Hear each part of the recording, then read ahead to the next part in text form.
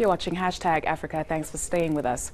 The family of a Nigerian aid worker is mourning her death at the hands of Boko Haram militants. The country is heading to the polls in January amid fears that the government is losing the battle against the militant group. A family in mourning. Nigerian aid worker Hau Mohammed Liman was killed by Islamic State militants in West Africa.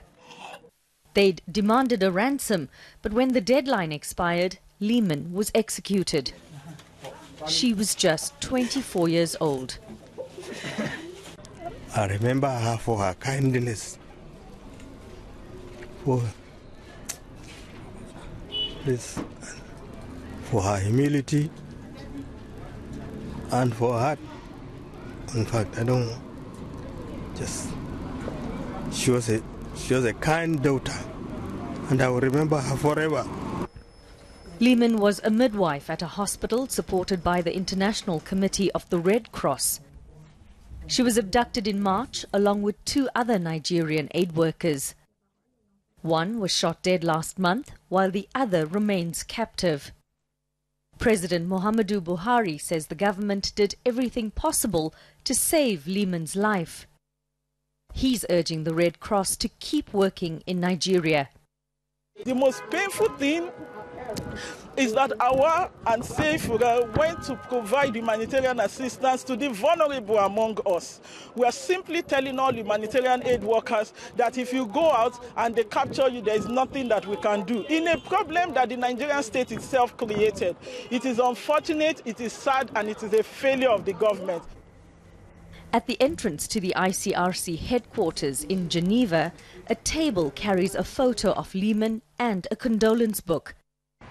The aid agency says it had refused to pay the ransom for her release to avoid setting a dangerous precedent for the approximately 16,000 aid workers it deploys worldwide. It said it was not planning to withdraw from Nigeria or suspend its operations. On to a success story about integration on the continent now. A government plan that allows refugees to live and work alongside host communities in Zambia is bearing fruit. Congolese refugees and locals in Zambia are building businesses in the country's northern Mantapala settlement. A groundbreaking program. Zambia passing legislation aimed at furthering refugee inclusion and lowering barriers to permanent residency.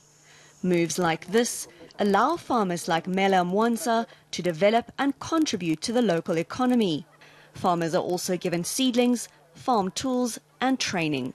I want to be able to grow extra crops to feed my family so I can support my children through farming. Built around existing farmland, the site is now home to more than 10,000 Congolese refugees and around 5,000 local Zambians. The majority are farmers, traders or artisans.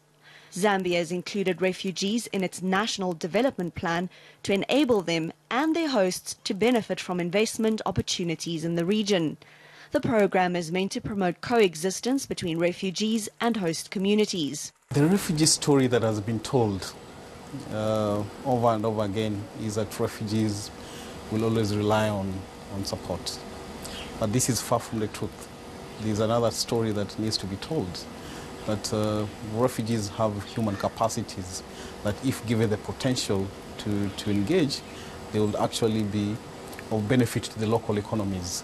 More than 4 million people have been displaced in the DRC, and according to the United Nations, more than 700,000 Congolese refugees now live in sub-Saharan Africa.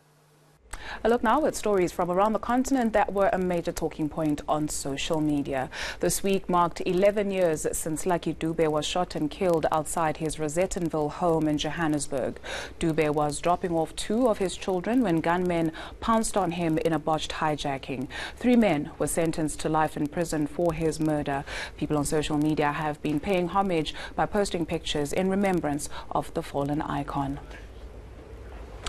In Zimbabwe, an image of President Emmerson Mnangagwa vaccinating against cholera has caused a stir on social media. Some gunned for him, saying he should rather vaccinate the economy and not cholera. Others seem to take exception that Mnangagwa was given the vaccine by a minister and not a doctor registered by the Medical Council. And finally, U.S. artist Kanye West and his wife Kim Kardashian met Uganda's President Yoweri Museveni. West presented Museveni with a pair of Yeezy sneakers from his fashion line. The meeting raised eyebrows, though, with the likes of activist Bobby Wine criticizing the musician. Museveni has been ruling the country with an iron fist for 32 years. Who knows, perhaps that's what he could retire to do. And that's it from us for now. Do stay tuned to ENCA for all the latest. Take care and goodbye.